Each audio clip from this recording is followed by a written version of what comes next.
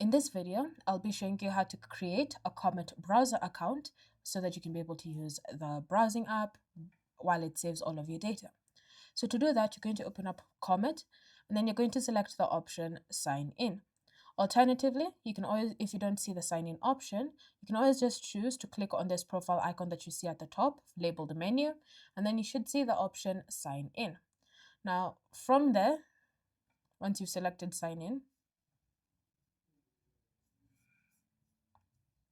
you're then going to choose how you want to sign in, whether it's via Google, Apple, or even another email address. So go ahead and choose your preferred choice. So you can select continue with Google, enter in your current email,